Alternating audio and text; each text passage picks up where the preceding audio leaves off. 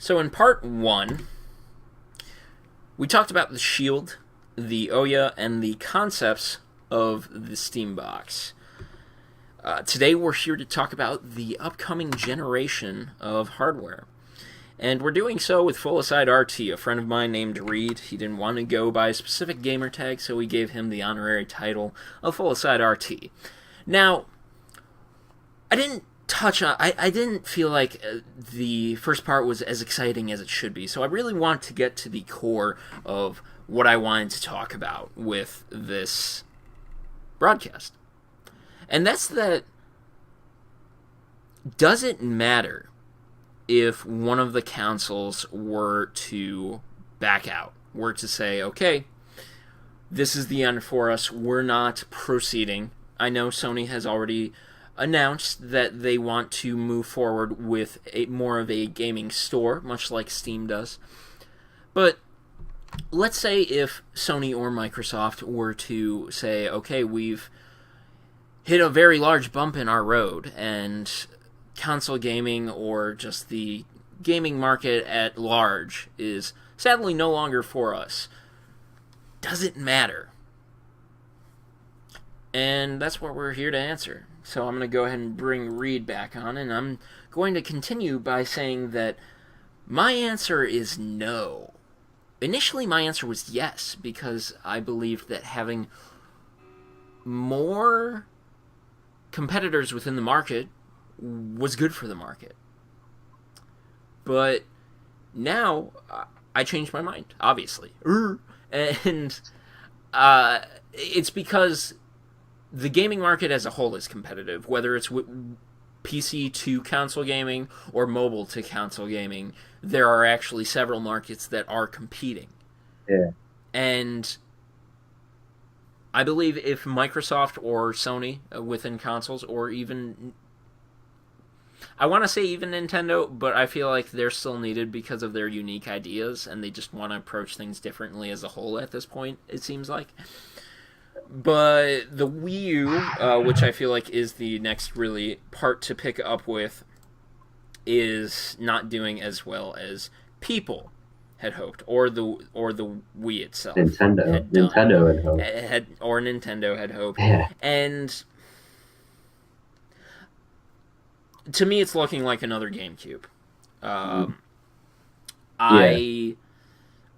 I personally lost some faith, some hope in Nintendo with the GameCube, because it was a very powerful machine. It was a great idea for a console, and they noticed that people were not getting behind it as much as the PS2 or the Xbox, and it seemed like, okay, well, then we're just going to give you Mario and Metroid, and here's a Zelda, and yeah. I mean, I saw those. And there were some great Star Wars games for it. There were some great games for the GameCube, but it just did not have the library that the PS2 had and that the Xbox ended with. Definitely not the same library as the PS2. That was a library. And the Xbox had even more power, and it was. I don't know. I think so. I mean, there are two things. Like the way you said, the Wii U might end up like a GameCube. I just like, I don't, as a Nintendo fan, as even a gamer, I don't see it as a bad thing. You know, like GameCube had pretty incredible library by its closure. It wasn't. If you were stuck waiting for the next big release, then it was tough to wait. But if you were to go back and play the greatest hits from the GameCube era, it was an incredible console. But I think the Wii U is a little different. It might not be a bad thing that it's in the last place. Nintendo GameCube-esque position, because it's not to say that the GameCube was bad, but to me and to some most of the or some of the core audience, it was just where's the content, and to some people, the repetition of Mario, Metroid, Zelda, and other Nintendo franchises has become tired. Granted, these are still great games. These are still phenomenal games. Right. But now Nintendo, again, we return to the idea of marketing. They just seem lost. Who are they marketing to? Who you're saying you're returning to the hardcore audience, and then you're marketing the console and commercials as the family console still, and it's just great. And where was even the hint that it was a different console in itself? Well, I mean, I think the gamepad, and then I think the original third party push was, I'm not gonna say it was like really strong, but I mean it had a couple of Ubisoft exclusives. I mean, Rayman kind of threw up one, but it had Zombie U. It had Call of Duty Black Ops 2. I'm literally looking at the Call of Duty Black Ops 2 for the Wii U right now. And I think its original third party push seemed like maybe this would be the time that Nintendo really gets its third party relations down, since I'd argue the Nintendo, the original Nintendo era. And again, time has not passed. Right. You know, right. at the end, we could be saying something differently, and it would be nice to do another show like this 10 years from now if we're still alive or even doing this. But still, I'm alive in 10 years. I'm only in my 20s, man. And at least as a hobby, I hope I still might be doing this. But life beckons, and unfortunately, it requires money, and that's the thing. Even though we don't know what's coming, there are clear trends. There are similar trends, and you can make predictions. And I guess I've made my prediction. That's your prediction. My prediction has always been on Nintendo. Yeah, they've had their only flop. The only product that they've ever released that I consider a flop was the Virtual Boy, and that was just because it had no games and pretty much gave everyone headaches. Which, I mean, that's bad. But I think Nintendo has been this powerhouse for the past 20 years, where everyone's like, this is it. This is the end for Nintendo. And I can't tell you how many times someone's been like, this is the end. This is it. Nintendo's done. And I'm like, dude, okay. We'll make a bet on that. And then the next one, the new Nintendo console gets released, and everyone's like, oh, this is it. This is the Wii U. The Wii was the original. Everyone was like, oh, this is it. Motion gaming. Nintendo's dead. All of a sudden, boom. Like this whole. But I think there are always naysayers. There are always naysayers, and as I noted in part one, that there were naysayers for the PS3. I remember when I bought my PS3 when the first year it came out. Right. People were just saying like that's going to be a dead console, and SquareSoft or Square Enix at that time is going to make a console to replace it. And now look at where Square is. Look at where Sony is. They're actually at the top of their game, and Square's at the top of their. Sorry, I said Sony is at the top of their game. Square is far, far away from their peak. That is another conversation for. That is a whole nother show. But just in itself. But I think Nintendo. I think what's going to end up happening is, I think you're right. This is probably going to be more of a GameCube-esque. They're almost starting to look like Microsoft, where every other OS is the good OS. Yeah. And there aren't enough iterations to really say that yet. But, it's kind of got that trend. And it'll be interesting. It'll be interesting to see where they go next, if they're going to stay in the living room, even. I feel like with Sony's announcement to move into the virtual console, much like Steam, I see them being another very powerful virtual console, unlike Uplay or Origin, where they're just constantly trying to plug themselves. Sony will have a powerful virtual console, but I think that virtual console will come with a hardware peripheral. I don't think any of the. I agree. I don't think Microsoft, Sony, or Nintendo would exit the hardware market. I think maybe you would have to get a controller, and that controller would then install on your TV or install on your computer or what have you. Yeah, technology is just just keeps getting weirder and weirder, man. Well, Things you can do it. they're adapting, and that's what I Yeah. like. I theorized that why would the consoles just die? They would fucking adapt, and that's obviously what they're doing. And unfortunately, I don't have that paper up on the site because, well, the site didn't have written content because things changed, as I know. But If we're gonna move on to the next thing, though, I guess my conclusion for the Wii U is first I would like to state that I am completely biased because I'm a pretty hardcore Nintendo fan. But under that, I would say that I agree with you that the Wii U is probably gonna turn out like a GameCube-esque, where it's got some fantastic games, and when you in 5, 6, 7 years, when you come back and you play that library, it's going to be phenomenal. But it's not going to have a third-party support. And I think my only disappointment is that if Nintendo had just waited a little bit and released like a system on par technologically with the Xbox One and the PS4, got the third parties on board, and had the Nintendo exclusives, we wouldn't be having a conversation about who's winning the next console war, because it would be Nintendo. Because everyone loves their exclusives. It's just that they can't get the third parties on board because they're idiots. Well, they had plenty of third parties with they had plenty of third parties with the Wii. And I guess if we want to wrap up with the Wii U conversation, because we don't want this to be about the Wii U, because there has been plenty of conversation about the Wii U. I guess I want to conclude by saying I think a big misstep was the controller. It is incredibly bulky, and I just I can show it to you. He can actually show it. This is bulky.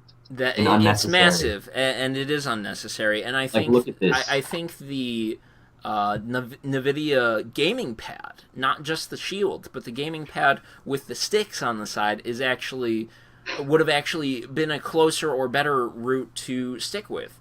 And sure, it looks kid-friendly, but honestly, game consoles aren't sold for kids anymore. Yeah. Like, they're sold for teenagers. I mean, I think they're sold But for the youngest kids, like back when we started with Sega and Nintendo, it's not for the youth anymore. I mean, I think it's for everyone now. Which is granted, it's for everyone.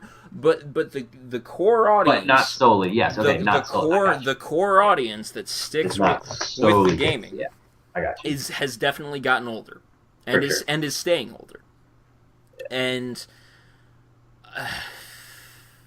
I'm ending on a sigh because I want them to go somewhere. I just don't know where it is. With the hardware that they have. I don't think they know either. I don't think they know either. Which is like, whoa, so guys. We're going to go ahead and really get into the crux of why we're here, and it's been a lot of missteps for one of them, but we're going to move into, real quickly, the, where'd it go? The Vita TV. Oh, yeah. We should because this was a very interesting concept. It's very new, and it ties into the PS4. Yeah. Reed, I want you to kick off on this one because you actually had a lot to say about it. Yeah, I was really excited about the PS Vita TV when that got announced, because I think that's a really fantastic step in the right direction for not only saving the Vita, which, I mean, I don't think it needs saving yet. And I'm kind of gonna sound like you talking about Nintendo. Fair enough. I'm kidding. But saving, no. Okay. Because here's the thing. I think the Vita was meant for the PS4. I don't even think it was meant for the PS3. I think like the idea of PS4 gaming is actually going to revolve around the Vita. Here's why. This is why. And I mean that by pointing... I'm trying to point while on screen, but, it's like trying to say, like, okay, I'm going to point that direction in the mirror. I'm pointing at the Vita TV because it says to me that this next generation for Sony is actually going to revolve around the Vita. Why? Because with the Vita and the Vita TV, you can take your PS4 anywhere you go.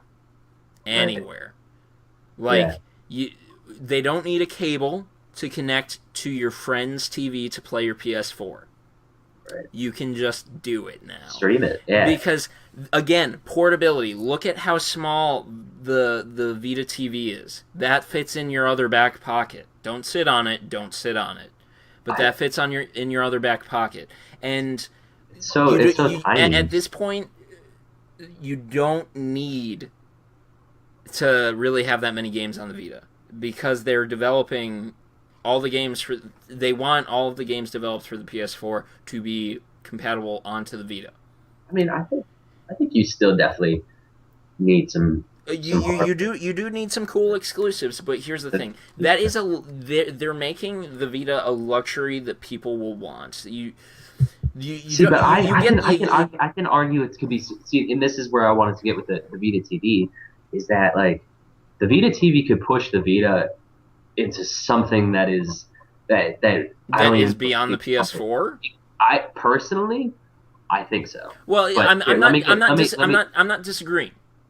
I'm saying the pinnacle gaming experience is going to be made for the PS4, and then you can play it on the Vita. And you won't be able to experience the best of PS Vita TV without the PS4. But again, it revolves around the Vita. True, very true. And I think that with pricing this, I think I actually, to be honest with you, I don't remember if they did announce, because I knew there was a little fuzziness whether or not it's been announced from the West. What? But I think if they bring it to the U.S. at the price of $150, which is what it translates roughly into yen versus U.S. dollars, that is super competitive, and it brings an entire console lot to potentially two. Okay, not two, because you gotta count for the fact that it can connect that Gaikai service. You have to think about Gaikai. And it also PS1. connects to the PS3. And the PS. So that's potential for 5 consoles on one thing. So this not only returns to our idea of the future of console gaming being the virtual console, but also links to that idea of selling a piece of hardware that has the virtual console download. But atop it all, fuck, where was I going with that? I got you. No. There was something to really just kind of tie that all together. I lost it. That's all right. But here, right. So here's really where it is to me. So you have this idea of, man, I can't believe I lost that. Oh, it was so good. I was just like waiting for you to wrap up, and then I just kind of like changed what I was gonna say. It's all right. It's all right. This is impromptu. We're doing this on a broadcast. Yeah. Exactly. So, yeah, I think this is very powerful. I think. I just rereading it. I got it. Go back. for it. I'm back, Kill it. guys. I'm back. I wish there was someone in chat to really just kind of root for this. My idea when they were announcing the PS4 was that they would announce a bundle with the Vita. Ooh. And it would be an expensive bundle, but it would be a very cool bundle that would save you a lot of money. Now, hold on. Yeah, go for it. Kill it. Now you're not only looking at a bundle down the road once the PS4 is dropped in price with a Vita. You might be looking at a 3-part bundle with a TV, a Vita, and a PS4, or a Vita and a TV bundle, or a PS4 and TV bundle. That's what I think. Look at all those bundles.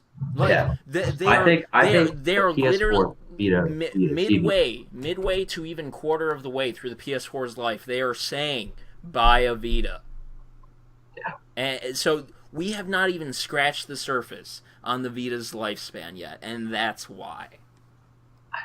I honestly think that the Vita TV, I don't think people, I think some certain people have noted, I have seen some comments where people are like, it's huge. A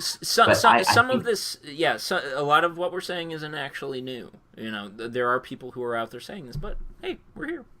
But I think it's like an inside secret that the PS Vita TV could potentially be one of the biggest things of this new console generation. And It really is. I don't think people know that yet, and I don't think they might never know that. It might fail because people Because don't. But both devices tie to the Vita, and right, the Vita is what connects both of them to the PS4.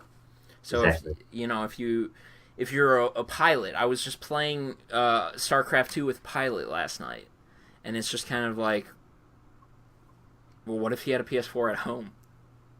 Now he could take it everywhere, and not just on his mobile Vita. Like, he could play it on the big screen if he wants to experience the big screen game.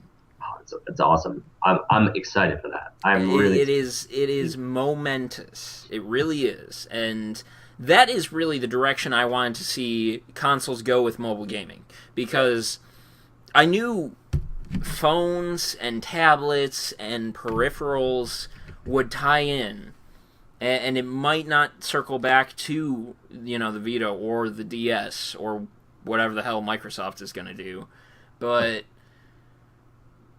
that was the smart direction to go. That was the smartest thing they could have done. I'm excited, man. Yeah, let me tell you. And that is really the way to push into looking at. Do you want to kick off with the Xbox One or the PS4? I mean, we've talked about the PS Vita, so I think we need to go into the Xbox One just to pretend to be unbiased.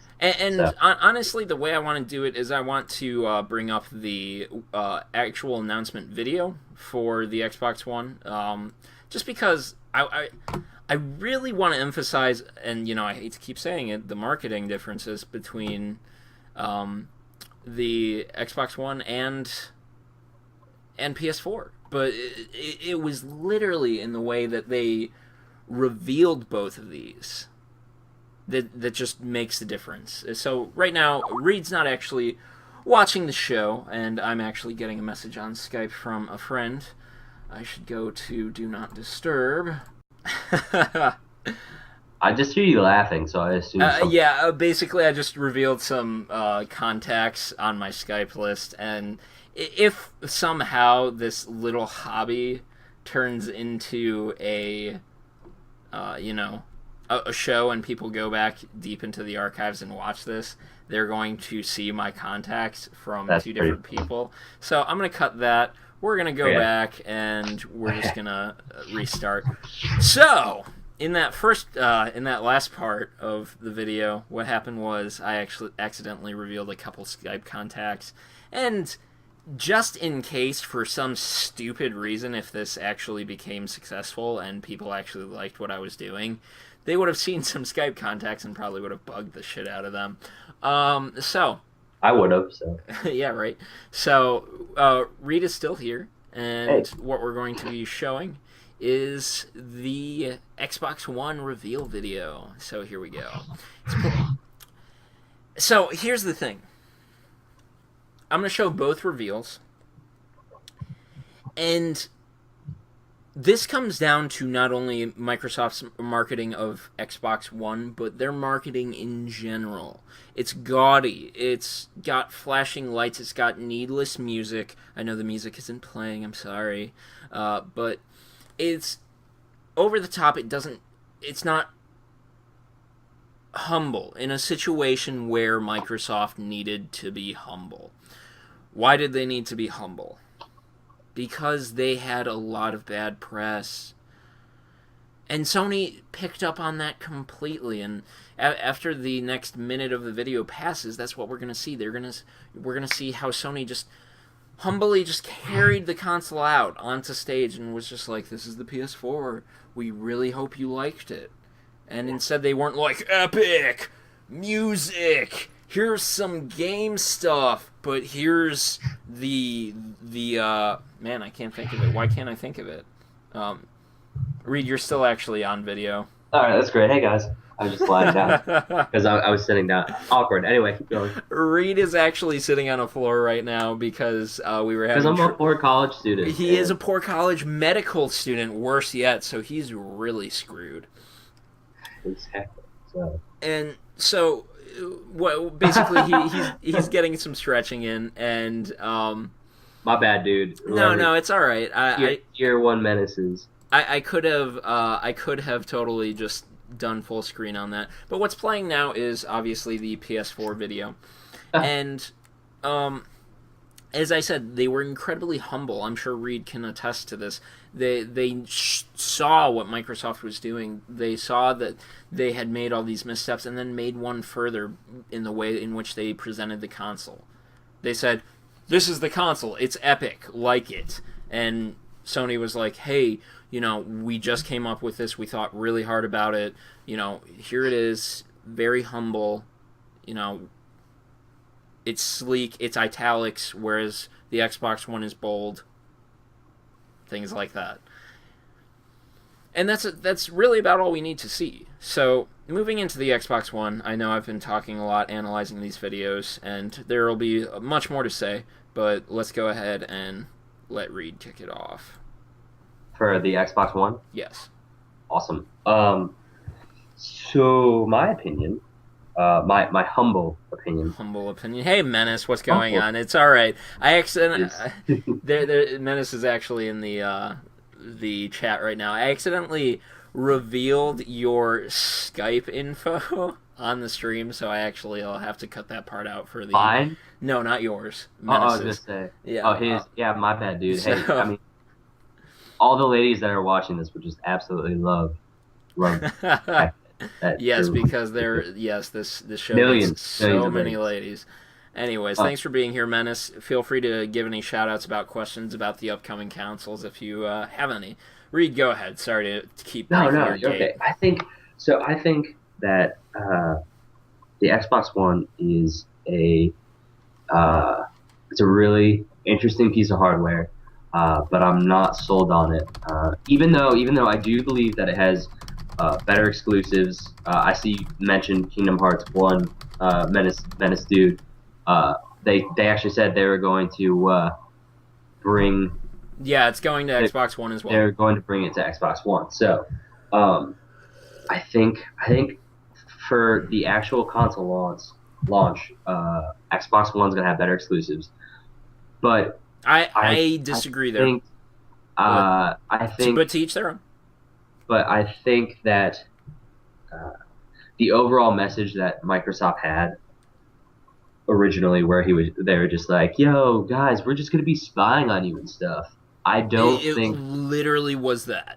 I don't think that there's anything to stop them from being like, "Hey, I'm glad you guys all bought the Xbox One, so we're just going to be doing that from now on. So you can go ahead and just be spied on." Remember when we changed everything? Well, we're changing it back, and that circles around to this idea of wishy-washiness, because when we talked over the summer about E3, myself and Reed, there was that idea of, well, they could change it, but then, it'll be wishy-washy. It'll also be like, well, do they keep doing these things that people don't like and then changing them, or do they change back?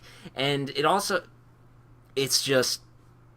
a headache. It's really a headache to think about, especially for people who know about what's going on with the system, for people who know that Microsoft was or is still a part of the NSA Prism spying program. Exactly. And it was here's how they could have alleviated it. Here's how they could have marketed it without screwing up at all.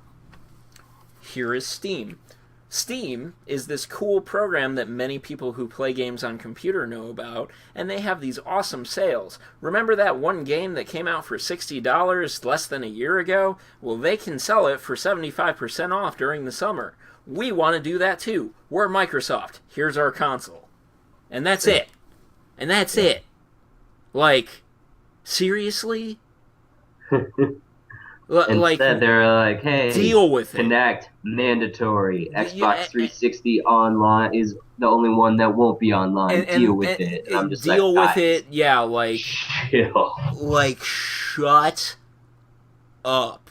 But getting more back to the point, I could do a better marketing job from my basement, and I hate. Yes. I like that. That is normally a stupid statement you read on the internet or see in this video. But honestly, that's why I got fired for it, man. I mean, you don't tell your consumer to deal with it.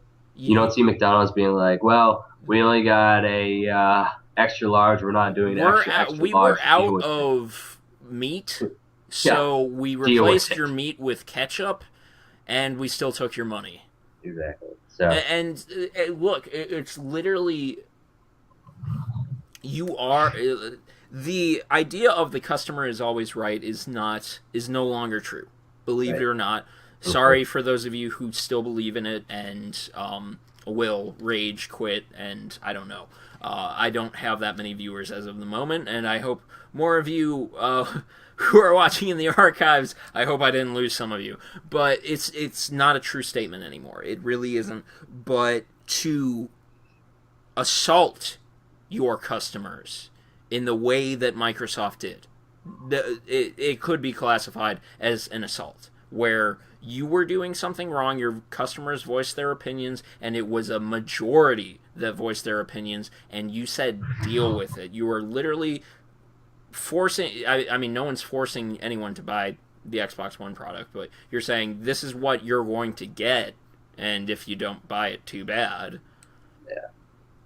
But I think getting back to Getting back to the actual point. I do honestly believe that the Xbox One will have better launch exclusives. Than I disagree. I think one of the most interesting things about the Xbox One is, and I think only a good amount of people recognized it, but a lot of people haven't, is what's called Project Spark, which is essentially Little Big Planet, but legit Little Big Planet, where you can build worlds and then you play in those worlds and then you like set the rules of the worlds. And I think that has potential to be a real game changer for Microsoft. But then Little Big Planet just announced Free Little Big Planet, and now again but that's not that.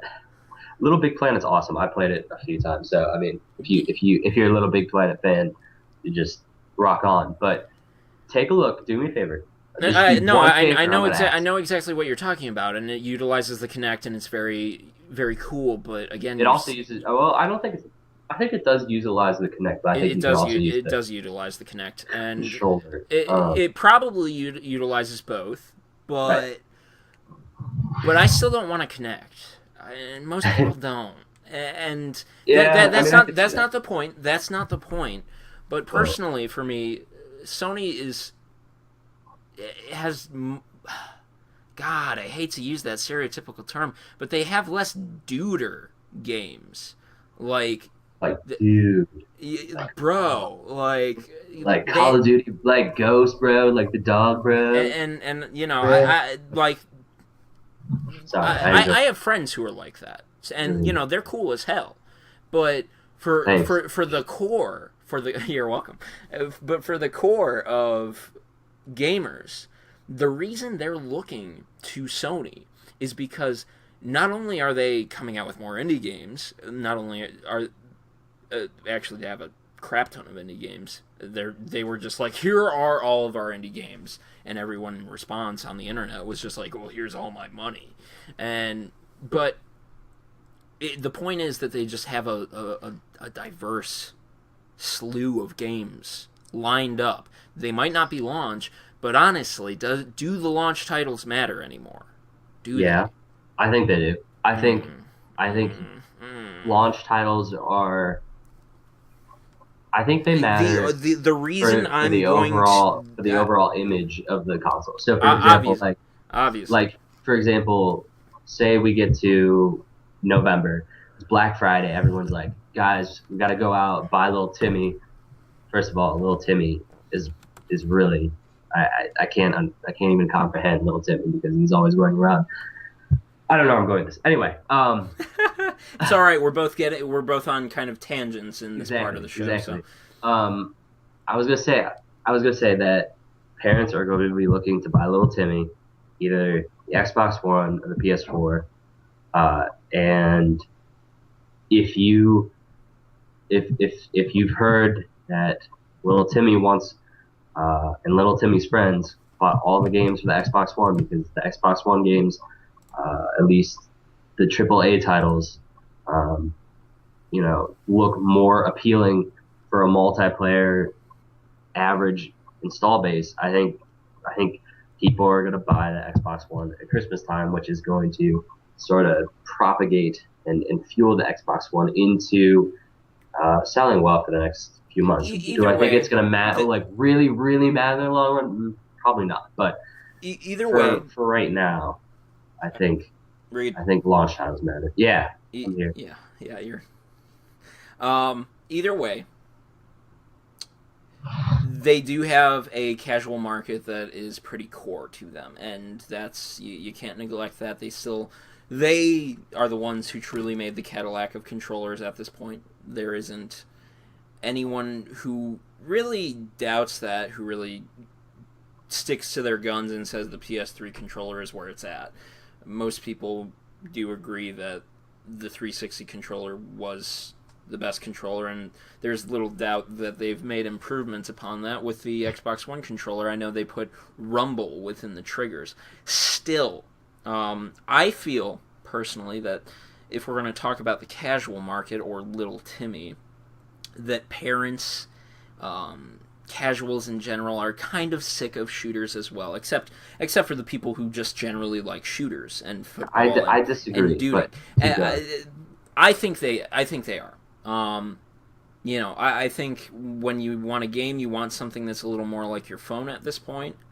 But you would still like that luxury of controls and big screen and sound, because that's why consoles actually prefer to release towards the end of the year, because at the end of the year you want to sit inside and you want to watch your big TV and you want to do things with it. And again, I personally feel that games like Knack and I forgot, I should have looked the name up. Which one? For the PS4? For the PS4, the one where you're kind of exploring that island and going through puzzles and things like that. The one by the guy who made Braid. Yeah, those are great selling points. And again, just this variety. And Infamous comes out in February. And returning to the idea of the PS3 and it just rising, the PS4 already has a lot of momentum. I still stick to my guns on the idea that neither console is ahead because neither console has come out. You could look to pre-orders, but that isn't a sold console. Mm-hmm. So, still, what you can look to is the audience and how they're reacting. And polls, obviously the PS4 is leading, whether you go to Reddit, whether you go to IGN, whether you go to... biased. Whether you go to Polygon. Biased. Do you really think that's a bias, or do you... I mean, those are people. Those are people who are saying they prefer the PS4, they're looking to buy the PS4. I agree with tier 1 Menace over in this general region, which is where my Twitch thing is. He says that I think the Madden market is larger than the shooter market. Having said that, I still feel the shooter fans are still quite a large segment of the gaming population.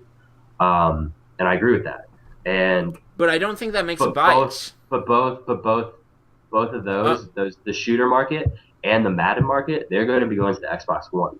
And that's because Microsoft has been advertising that you come to Xbox for your shooting, you come to Xbox for your Madden. You're broing out. You're broing out with your beer out and your Xbox. But you're not anymore, actually, because there is now the Battlefield market. And do you know where the Battlefield market? It's not as big as Call of Duty. It's not as big, but where is it? They're selling themselves on the PS4. Yeah, but you can also still get it on the PS4. Look, if you want to talk about biases, that is a bias. You're going to the Xbox One because you're shooter bias and you think that's where shooters are at. Right. But then there is a bias or a fanboyism or a general inclination towards the PS4. And personally, that's not only what I'm seeing, but just from trends, from polls, from I don't know where these people get their numbers, but from reading about the numbers, the pre-orders, if you want to talk about pre-orders, are in favor of PS4. At least the last time I read. Yeah. At least the last time I read. That could have changed. And let me finish. Let me just finish real quick. And again, we come back to that idea of how this generation will be different from last. And the big difference maker is that people come to nerds like me and you and say, hey, we're a nerdcast, get used to it. Come to people like me and you and say, hey, what do you think about what's going on with this console, or or what should I be looking at buying? And they take it seriously. And it's not that they didn't take it seriously last time, it's that they didn't ask, or they just wanted to have a conversation about it, and they didn't really take that opinion seriously. But now they do. Why? Because so much hardware has come out between when the PS3 and 360 were released, and I'm not just talking about gaming hardware, I'm talking about tablets and PCs and fucking everything. And you know what? People are sick of it. They're sick of spending their money where it doesn't belong, because a lot of people have bought tablets and do nothing with them. Or they love their tablet. Some people love their tablet. Or they purchased the wrong tablet. Or they purchased the wrong laptop. Etc. And so now they have that power nerd friend. And they come to that power nerd friend and they say, what am I buying? Yeah. And they take that opinion seriously. And personally, Reed, I know that you, along with me, have said, well, it's probably the PS4. Right.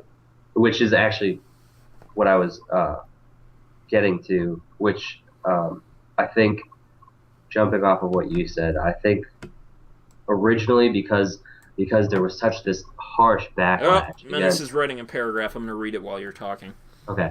I think there was such a harsh backlash against the Xbox One by maybe not even a minority, but a vocal group speaking out against the Xbox One. I think the dissemination through social media that the Xbox One is the inferior console. I don't think Microsoft's going to be able to shake that image in time. So while earlier when I was playing devil's advocate about launch titles, I do still believe that what your friend over here says, cheapest console will win. A big reason why mom and dad are gonna buy it for little Timmy, and B, because exactly what you said, the nerds, individuals who are really enthusiastic about hardware is probably a more socially the enthusiasts have gotten smarter in their selling. They're not just I like this, so buy it. It's really just like we're smarter nerds now. I think that their backlash is going to cause individuals to just be like, Menace. I heard bad things about the Xbox One. We need to go to the PS4. So Menace brings up an interesting point, and to summarize his paragraph, basically, for him as a consumer, from what he's seen, it comes down to the cheaper console out the door. Right. But I feel for a lot of people, this is in unison with the idea of the marketing backlash, because, again, this has really come down to all marketing. Yeah, which I think we could both sort of agree that this has been a very interesting. It's been painful, and it's been this. They dug this massive hole that they've just been trying to climb out of with this Ask Microsoft Anything campaign on some sites, and this we're going on tour. We're taking the Xbox on tour. What the hell is that? Like, that is. That is a painful marketing strategy that I don't think is worth the time, the money, and the effort. You did not sell yourself to the foreign market. You literally only catered to America. Fuck yeah. And and you allowed the other console, which was succeeding you in revelations, to out-reveal you, to say, we have the cheaper console, we have the better console, and you get everything that you had already. We're not trying to take anything away from you as consumers. And it's not to say that the Xbox will do poorly. No. But this is not the I've been quoting the idea that the PS3 was not doing well at the beginning of this current or this past generation, and that they really made a large turnaround. It wasn't. But this is not the generation to do it. This might be the last technical hardware generation. Right. And this is not the generation to have to make a turnaround. Because people just aren't going to like it. Because, like I'm saying, there's new hardware coming out almost every friggin' day. Yeah. These phones, these friggin' phones, they're getting replaced like every half day. And I think Apple, in the span of this conversation, Apple's probably already announced 6 more phones. So. Yeah, and seriously, it's getting to a point where people are going to be technologied out, I guess, is the best way to coin a phrase, because there's just going to be too much of it. And if your console isn't even keeping up to start with, chances are it's going to continue to fall behind, and chances are it's going to get left behind, because with the way technology is just adding and adding and adding and adding and adding. Yeah. Why look into something that you could invest that money elsewhere? If you were to really take a look and see what is really going to cause the difference, I think Tier 1 Menace has got it down right there. I think it's the cheaper console, and I think if I'm little Timmy's mom, yes, I know I look beautiful. If I'm little Timmy's mom on Black Friday and I see an Xbox One, and I see a PS4, and I see $4.99 and $3.99, $4.99, $3.99, yeah. I'm gonna be like, I am already spending so much money on this. I'm gonna go with the $3.99, and then I'm gonna grab Yoink, whatever. I've already spent so much money on him, and he's been a bad boy today. I don't care if he has a 360. He's getting the PS4. And atop that, and the PS4 is more international. It's a more international console, if you ask me. Atop that, he wants a computer too. Right, exactly. So I think that at the end of the day, it's going to come down to price for at least right now. There will always be pricing. Pricing is always a huge point, and pricing was a huge point for the 360 over the PS3. Yeah. And I was a constant I was a pretty big naysayer in this portion of the cast, and there's still Halo. There's still going to be at least 2 games that make this console. I'm going to tell you right now, I think people are going to hear I don't even know if I want to say the minority, but the people who buy the Xbox One, they're going to play this one game. This is going to be a game changer. And that was the story of the Xbox, the original Xbox, the Xbox One. The original Xbox. Yeah, but no, it was Ninja. argue... It was Ninja Gaiden and Halo that really made the original Xbox. And let me get to this conclusion, because I want to push the conversation in this direction. Push that conversation. And then we'll get to the PS4, because technically we haven't talked about it. Actually, we have. I'm just going to bring up the PS4 image, and then we'll actually move the conversation in that direction. But so if Halo can't do it, let's like a huge shocker there if it couldn't. But under the assumption that the Xbox actually doesn't have those games, or let's say that even the plethora of games that the PS4 has already announced for it exclusively, a lot of them being indie titles. What happens, Reed? What happens if one of these consoles is forced to drop out because of marketing reasons, because of economic reasons, because of... does another console pick it up? Does this just leave one real dominant hardcore market console? Right. So assuming that something goes bad-ish for one of the consoles and one drops out, I guess I'm just reiterating, do I think that it will affect the overall health of the game industry type deal? Is that kind of ish what you're asking?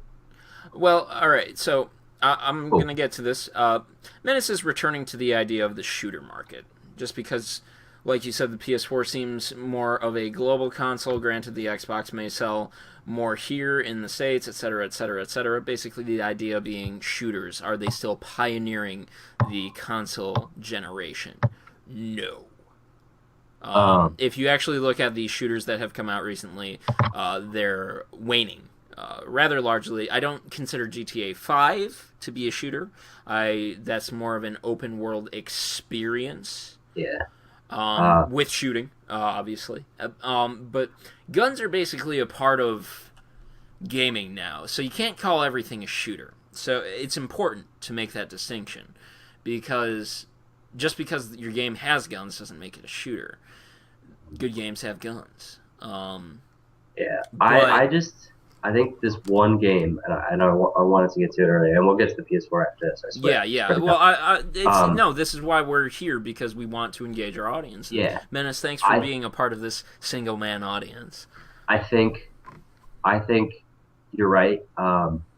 There aren't that many huge shooter games not anymore. But there's also been it is declined. There's also been I a agree with notable that. declination in the sales of other shooters outside of the Call of Duty franchise. The big ones. Why? Because we now know which ones to turn to. But I think Titanfall, Titanville. Titanfall is Titanfall, if you will, is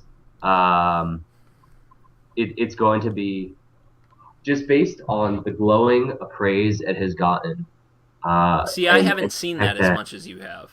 I've seen it a lot from a lot of media outlets that have gotten a chance to play it. They loved it. They couldn't stop raving about it. They've said things like, "I haven't felt a multiplayer experience like this in years."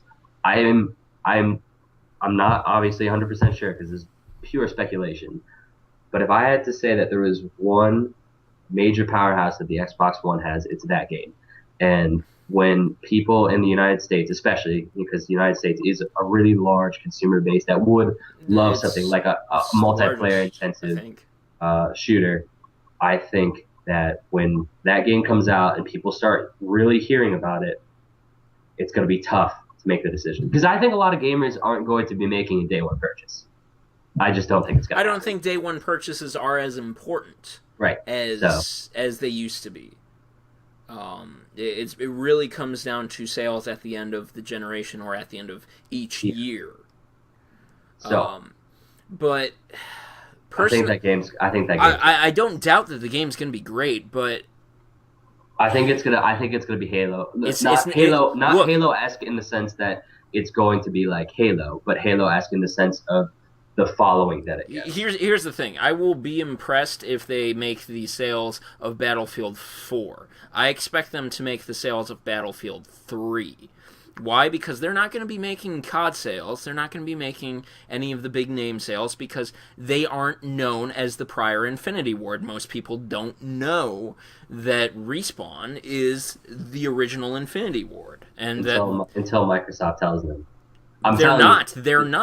Microsoft will. Microsoft knows it has. They can't. No. They literally can't. I believe they're bound by a court order or something that they can't really be referred to as. I mean, I guess, they could talk about the Infinity Ward team that kind of works for Respawn, but it's more than just the original Infinity Ward team. Right. But still, it is not an iteration. Halo 2 sold better than Halo 1 because it had a 2 in it. Dead Space 2 sold better than Dead Space because it had a 2 in it. Call of Duty sells better because there's one every year. Assassin's Creed sells better because there's one every year. Look, it's going to be a great game. I'm not denying that, but fair enough.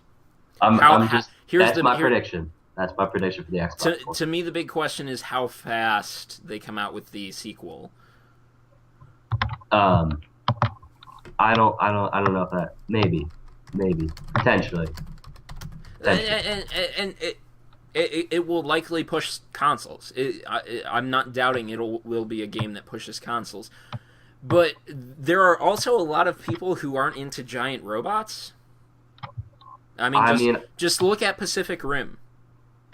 Just look at Pacific Rim. It's sold. It's not that. It's not about that. It's not about the robot. It's about having a game that's ridiculously fun. No. Some people it is. Some people it is about that. And that's the thing, because that is part of the casual shooter audience, is that it should really be kind of. They want it to be realistic. That's why that's why Modern Warfare was so much more successful than the original Call of Duties that were always not modern, that were of World War I, World War II, because it was modern. It made people feel like the modern soldier, but it's on a different planet. It's it's all kinds of different. You could be right, but my prediction is that, and it's great. It's great to have two different predictions, but I just want to flush this out that not everyone's into giant robots, and that is what's on the cover. So, when a casual person who likes shooters sees this, he's like, giant robots, I'm not really into the robot thing, puts it back. But that same kid is going to be like, hey, all my friends are playing this because they said it's awesome. And as Menace notes, I loved Pacific Rim, but, it sold better outside of the States than it did in the States. Yeah, you could be right, man. I'm just if I had to make a prediction for the Xbox One and the game that's really going to drive it, it's that game. It is that game. So, time will tell. Time will tell.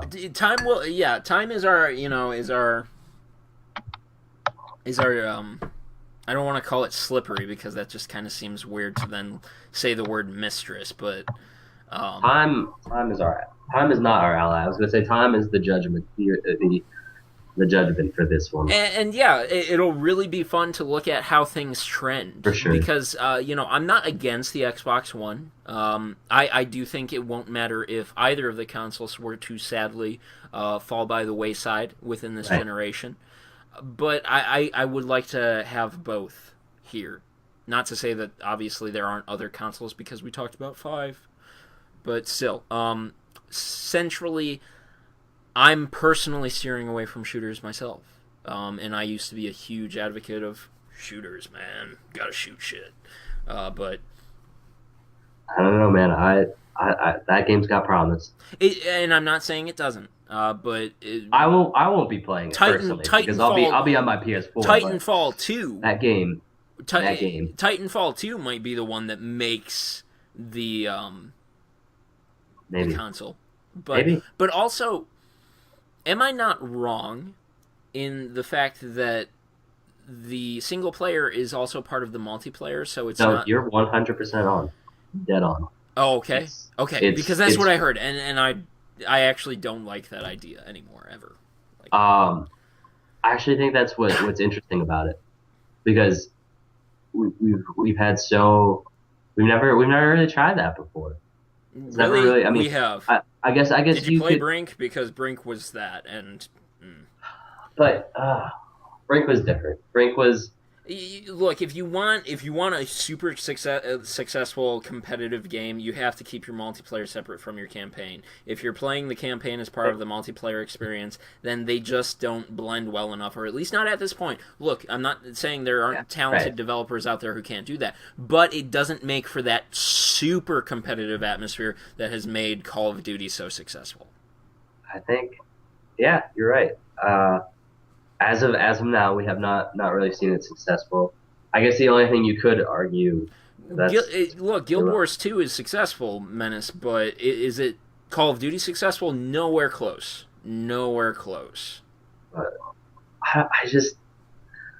And even World of Warcraft, why they were successful is because they were really the first, and they kept going with it. They kept adding and adding and adding, and there was no one who could compete. You're probably right, and there's a good chance. I can state all I want. We don't know. Exactly. That's the thing. But if I had to, it's fun to speculate. Exactly. If I had to make a prediction, Titanfall is going to be that game. I think Titanfall 2. If Titanfall 1 is really good. Maybe Titanfall 2. I don't know, because I'm sure they're going to have some things that they'll need to. Because Halo was big. Modern Warfare was big, the original. But they But all started somewhere, and I have this feeling. no, I'm not doubting it. This is just going to keep being a circle between me and you. Absolutely. I'm not saying it won't be. It's just so. Yeah. I think that wraps I think we us should up. move on. No, I honestly think that really wraps us up because the most anticipated game from the polling I've seen around the internet for the PS4 is Infamous Second Son, and that doesn't even come out until Q1 2014. 14. And really, most of the PS4 games are really going to be Watch Dogs and Call of Duty and Battlefield 4, and the games that are really cross-platform. In fact, most of the games that are coming out between both platforms. Menace have something to say? Tournament competitive play is in a separate world. Yeah, but Well, he's talking about like Guild Wars. Yeah. So yeah. Still, so, it has to be that quick access competitive world that is not story dependent. I don't think as of now it's going to be a good esports game. Titanfall. I agree. I don't think it's going to be a good esports game unless there's like a specific mode or like somehow they do like a private match without stuff. But we haven't seen that yet, so I agree with you. We'll see. But still, I mean, either console can sell well because they both have the same great games coming out for both of them. Personally, I'm meh on the Assassin's Creed series since Assassin's Creed 2. Black Flag might be good. We'll see. There's a lot of good hype behind it. But Call of Duty's coming out for both consoles. Battlefield 4 is coming out for both consoles. Watch Dogs is coming out for both consoles. And really, those are pretty much the premier titles to really watch for this season. There are other titles. Don't quote me on that. I know there are plenty of other titles. I have them in my GameFly queue. But there are like racing games that like. Yeah. There's plenty of racing games. I'm just not into the racing scene. Like I said, there's plenty of other titles, but it's just a choice which console you want to be behind. And I know a lot of people just want to be behind the console that's stuck to the same message since day one. I guess I'd have to agree with you. Time will tell. And of course, that has been the message of this latter half of this broadcast. Time will tell. If there's anything you could take away from this, it's time will tell. But I think if there was an opportunity for Steam to potentially move into the market, they're picking the right time. We were pretty negative on the idea of a Steam box, but Valve is pretty smart, and Nintendo is the example of a company that literally just does gaming. Sony and Microsoft are vast companies that cover many facets of electronics, but Nintendo is that example of the one that doesn't, and they are also very, very successful. And who knows, man? It's exciting. It really is an exciting time. It's very exciting, and this has been a lot of fun stuff to talk about. And we did lay out a few, I think, nifty concepts out there that I'm sure other people have brought up in conversation, but might not have gotten a decent amount of attention. I want to thank Yabe and Menace for being here in chat, and especially Fullicide RT, the honorable member of the cast. Thanks for being here, man. Did you want to give any shout-outs or any thoughts before you go? Before we go? Thanks for having me, man. I really appreciate it.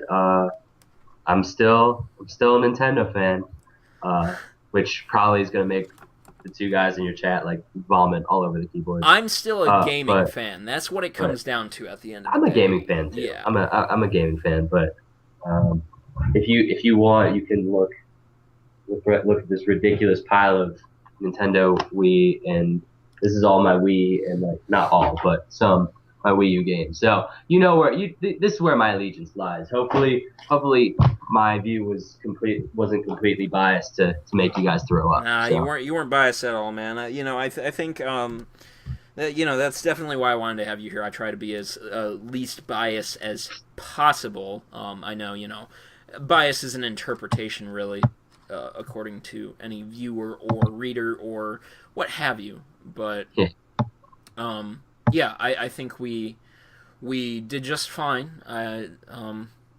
I look forward to more of these. I think this is something we can continue with, maybe even once a year kind of check-in, depending on, how the cast goes. Like I've said in prior casts, this is something that's going to continue, especially live reviews. People like the live reviews, people tune in for them. And yeah, Live Talks is a nice supplement to live reviews, and like I said, thanks for being here, man. No problem. My pleasure.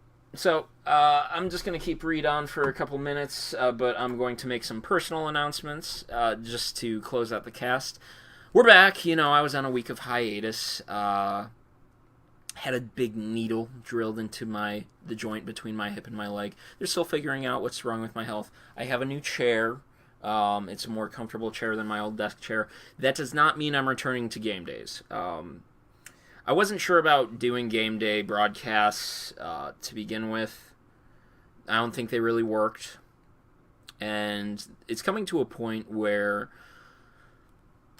this is a hobby. And I need...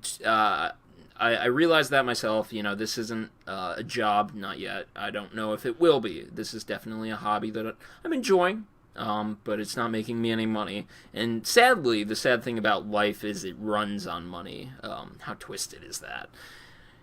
And so, I guess right now all I need to say is that I'm looking into some part-time work from my desk to supplement myself for the holidays. And I'm also working on another project that I always had as a goal in mind that was hopefully meant to be led to by the site, but I'm jumping the gun on it and starting it now because, well, I'd like to have it done. So if I do end up having to get a big boy job, if that's what people want to call this or compare this to, then I will be well on my way to that goal. I don't really want to talk about it at the moment because I'd rather actually have some momentum with it before I talk about it. But these are the things that are really going on with me and occupying my time and just kind of maintaining the site and building an archive. Soon, I will be going to Reddit, IGN, places like that, Polygon, and just kind of saying, hey, I'm here, I'm doing this live broadcast, this live review thing, maybe you guys want to check it out. Let's have a good time. So, to those of you watching in the archive, thank you for watching, and maybe some of you are from one of those websites, and thank you for checking this out. I'm not really trying to sell myself as, some kind of salesman, but this is what I do. This is pretty much, all I've really got going on because of a health issue. I'm going to be making about videos soon for the website. I know I should have gotten on those sooner, but health gets in the way. Life gets in the way.